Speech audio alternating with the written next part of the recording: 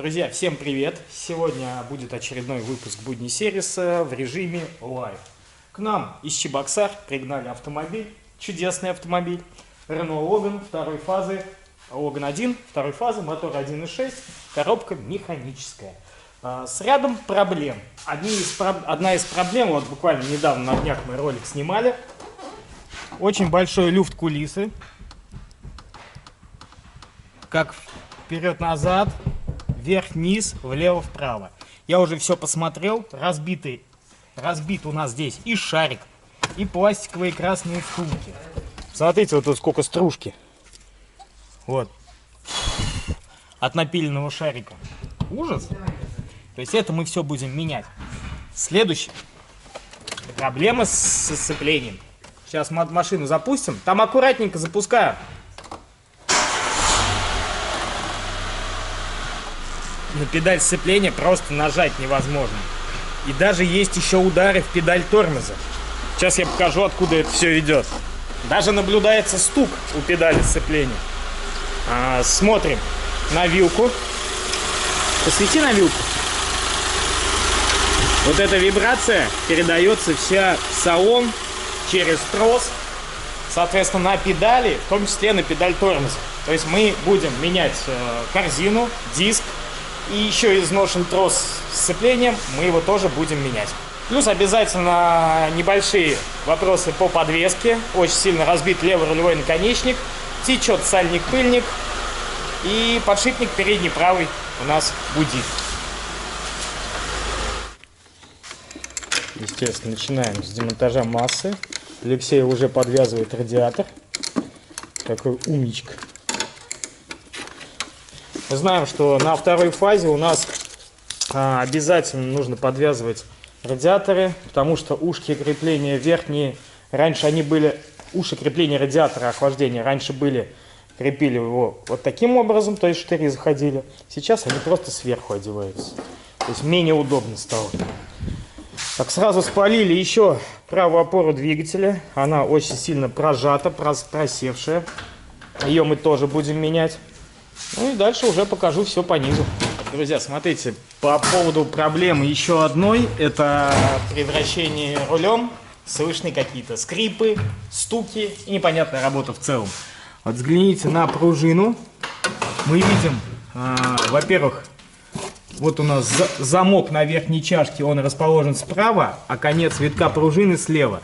На самом деле это говорит о том, что пружина очень сильно просела, и она просто, чашка верхняя прикрутилась где-то на сильной кочке. Дальше, что еще стучит и люфтит при повороте руля? Леша, качни наконечник. Смотрим на люфт рулевого наконечника, колоссальнейший просто. Вот, дальше течь. Все. Течет сальник-пыльник, видно очень большие подтеки, масло с коробки. Дальше, наружный пыльник на левом приводе имеет повреждение, явно механическое. На самом деле такие повреждения я рекомендую чинить герметиком. Пластиковый пыльник, его как следует обезжирить и герметиком замазать. Как раз машина у нас до вечера, он успеет приклеиться и все будет. Да, здесь еще, друзья, очень интересно, саленблоки задней балки очень сильно просели. Вот видно, что там втулка отслоилась и уже вот имеет вот такой зазор между резиной и втулкой. А еще, пока мы сейчас принимали вот эту машину в Чебоксар, приехали еще люди с Татарстана. Это было очень внезапно. Но они, вроде как, запланированная поездка. Пригнали Дастер. Пригнали Дастер 2-литровый, заменить ГРМ, помпу и все оборудование, ролики навесного оборудования. И угадайте, насколько детали вышли на этот ремонт. Около 50 тысяч. Комплект ГРМ, комплект роликов и приводного ремня и помпа. Капец. 500 тысяч рублей выходит замена ГРМ. Правильно. Очень важная химия. Комплект химии перед ремонтом, заменой сцепления. Это у нас алюминиевая смазочка обязательно будет использоваться. Медная смазка высокотемпературная. Растворитель ржавчины. Без него ни один болт не открутим. И очиститель тормозных механизмов. А а ниже механизмы сцепления. То есть вымывать маховик, корзину от транспортировочной смазки, все мы будем с помощью очистителя тормозов. С помощью очистителя тормозов компании Rainwell. Подробности все будут обязательно в описании. Там же можно будет приценить себе химию и ее приобрести. Разбор идет полным ходом. Обязательно высвобождаем кожухи. Так, вещь сразу обрабатываем. Ну, как раз размер такой хватает почти на всю машину. Это вот. Красота. Сушка.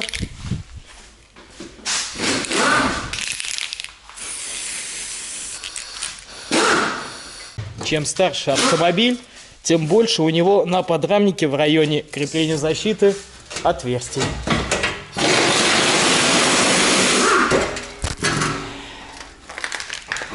Ну и защита задевала немножко. Не забываем отключить кислородный датчик. И верхний и нижний трубу будем отстегивать почти полностью.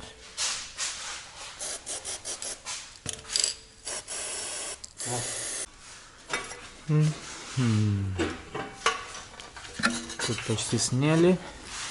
Так, нижний кислородничек Варусской, в данном случае Чебоксарской. Кстати, посмотрите, докуда дошел пыльник, который должен, по идее, быть возле коробки. Просто вниз ушел. Вот тут вот втулки тоже разбиты, кулиса гуляет. Кстати, вот это было поджато. Так. И я всем еще всегда рекомендую одеть на трубу перчаточку. Так, сразу у нас еще один элемент требует замены. Это кольцо приемной трубы. Вы видите, разрушение произошло. Тоже такие вещи нужно запасать. Кстати, антифриза в машине было мало. И сейчас мы видим, откуда нас течет. Нужно менять радиатор охлаждения. Это плохо. Кронштейн нижний сломан. Вот. До демонтажа подрамника. У меня есть кадры. Вон капля висит. Что-то когда-то был. Ну вот у нас тут что-то все не в порядке. Нет. Откуда? Чему его сломало? Подрамник на полу. Очень удобно сразу шаровые проверить. Цилимблоки рычагов. С этим у нас по этому автомобилю вопросов нет. Здесь что, немножко их зачистить надо. Вот тут вот эти вот пластиковые вставыши сделать плоскость. Сейчас этим и займемся.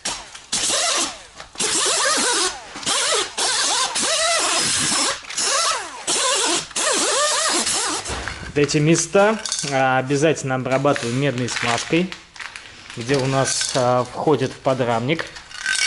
То есть для этого вот используем Rainwell, медную смазочку.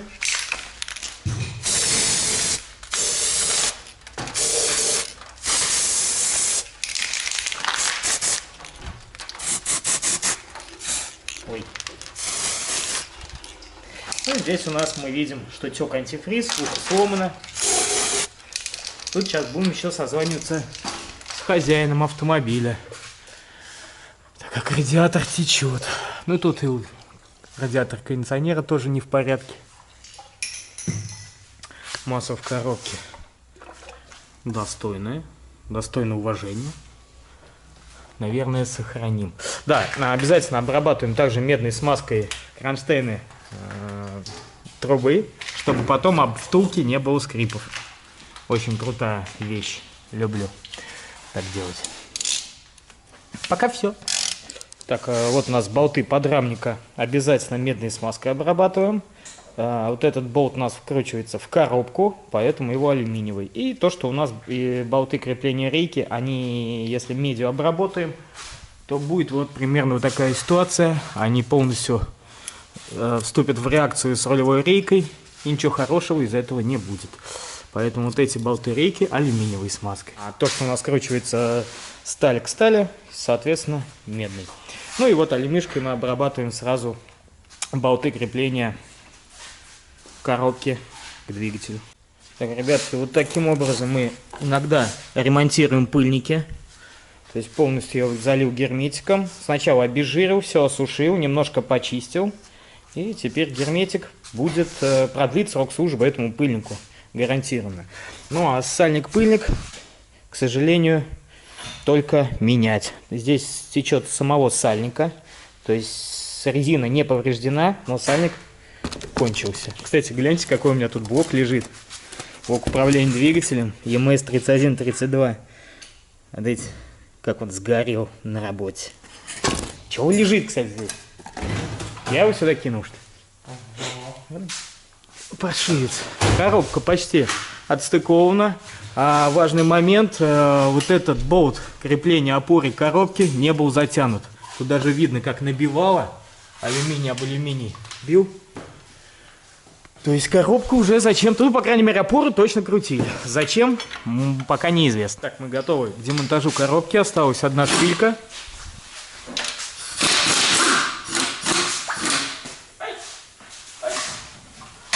Датчик коленвала полностью откручен. Коробка отвязана. Монеты.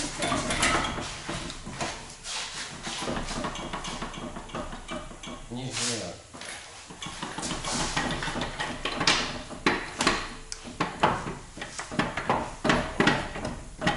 Застрял. Тащи вперед.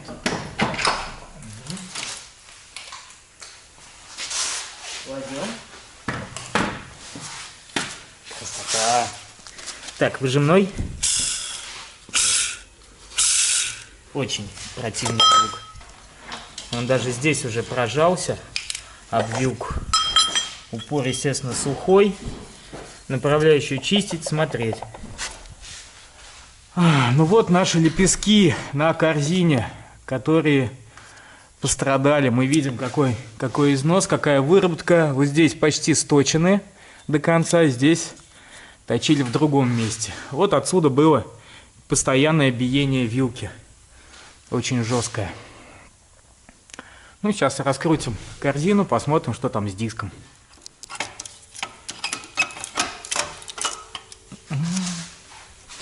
Очень много фрикционной пыли.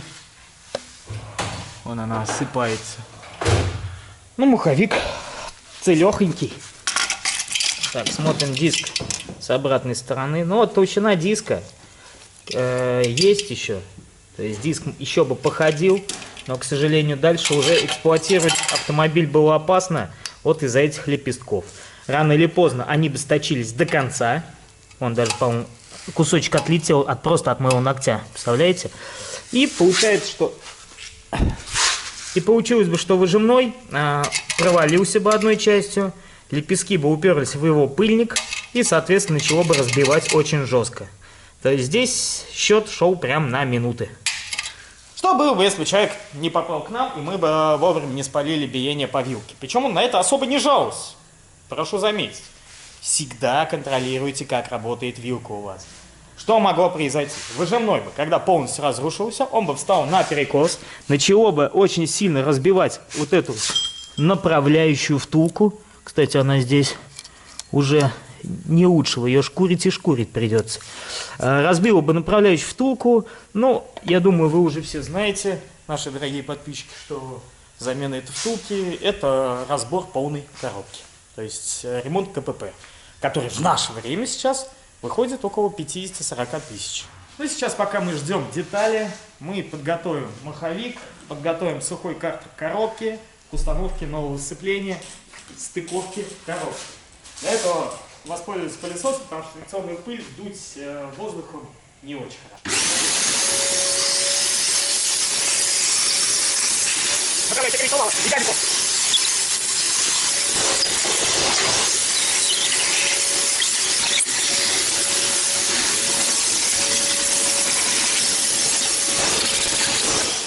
Так, коробка отмыта, на стык нанесена алюминиевая смазка. Ну, во-первых, облегчает монтаж, потому что тут есть две направляющие у нас. Вот, ну и плюс красиво. Маховик также мы зачистили. Обязательно вот эти плоскости все зачищаем, куда у нас будет садиться сцепление. Направляющие вычищаем как следует. И небольшое количество смазки на направляющие я наношу. Как вы видите, здесь стык тоже зачищен все. Весь дальше Первичный вал у нас мажется, шлицевая часть, по технологии, то есть наносим ее на шлицевую часть, диском туда-сюда вращаем. Вот, далее мы нанесем консистентную литиевую смазку вот сюда, на упор вилки. Направляющую по классике оставляем сухой. Так, сейчас вот у нас высокотемпературная литиевая комплексная смазка. Сразу нанесем некоторое количество на упор. Здесь она нужна, тут она не повредит. Ну, сейчас будем затягивать корзину с диском сцепления. Это уже скучно, нудно. Тут определенная технология. Кстати, если вы берете комплект Valeo, который установлен на этом автомобиле с завода, то в нем всегда предусмотрена инструкция по установке. Вот здесь все четко написано, что как правильно устанавливать. Ну и особая пометка: не использовать в пищу смазку. Тоже, наверное, важно написать. Так, друзья, вилку мы также отмываем. И на вилку я вот, как вы видите, тоже наношу небольшое количество консистентной смазки литиевой. Вот на эти места упоры. Кстати, несоосность, она должна быть. Вот эта часть выжимного, она ходит. Она подвижная. То есть подшипник на ней, как вы видите, вот он смещается. Дальше он отцентруется по корзине. Так, устанавливаем выжимной на вилку.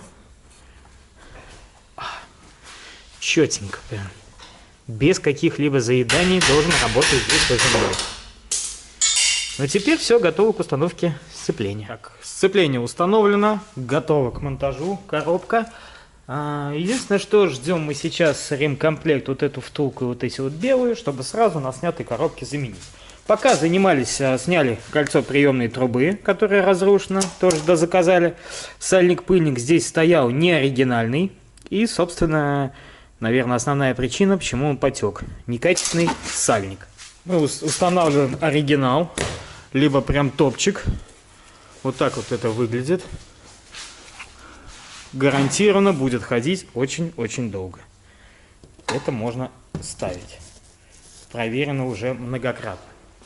Так, занимаемся сейчас подшипником передним правым. То есть максимально без дела не сидим, чтобы дело двигалось, пока ждем детали.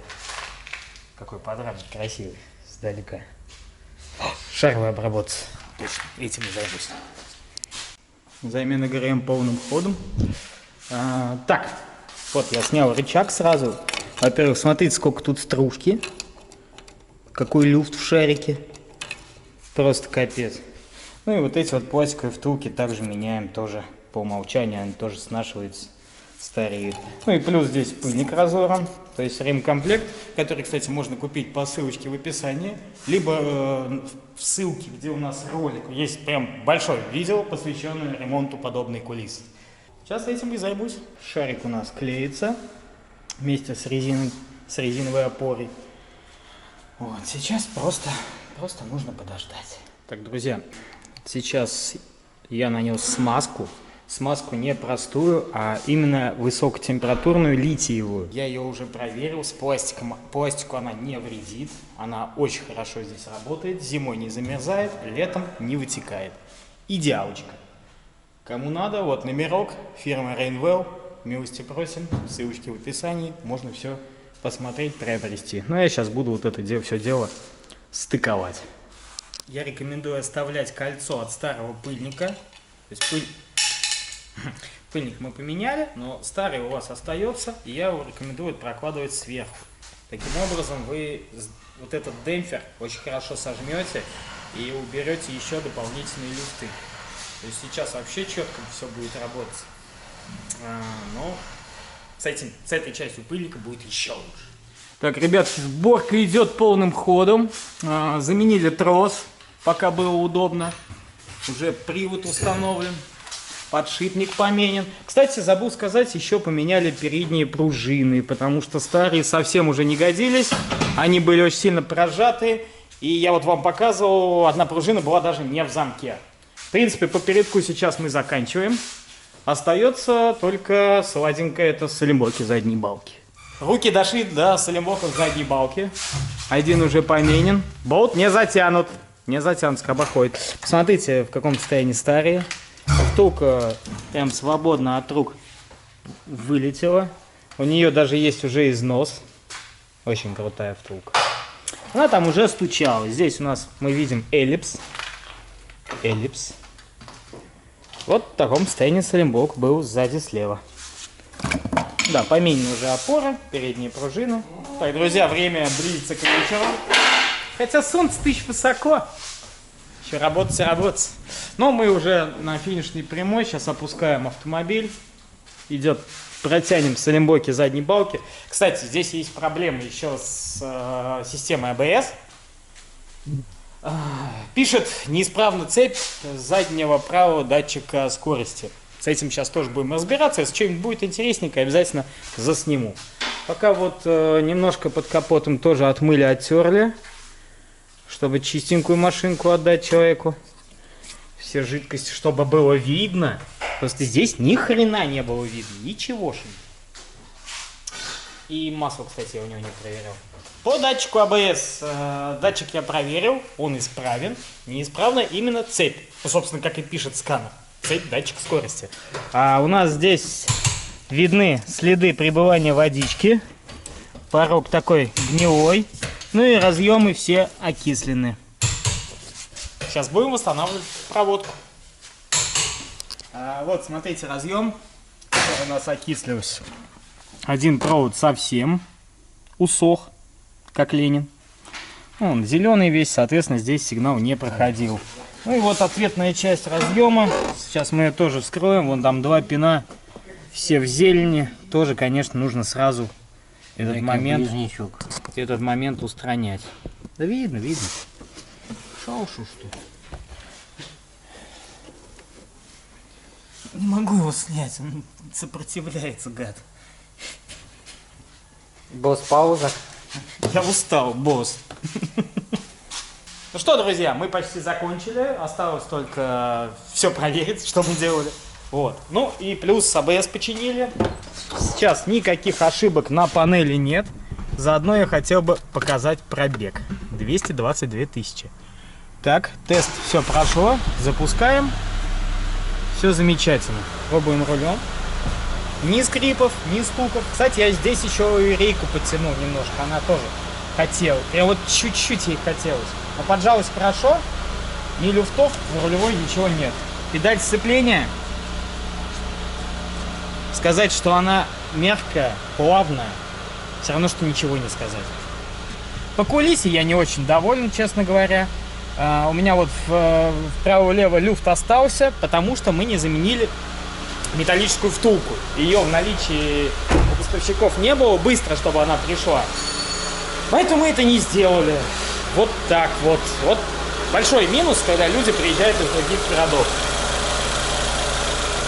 Но сейчас работает исключительно.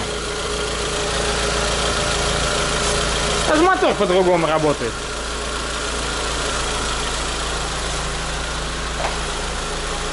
Просто кайф. Друзья, я думаю, что на этом лайв-ролик можно закончить. Да, Лёх? Да. Да? Говорит Лёша. Не забывайте ставить лайки, если подобный формат вам нравится. Я думаю, что иногда хорошие какие-то мысли сквозят из всего, что я несу. А вот, кстати, все старые детали, которые мы заменили.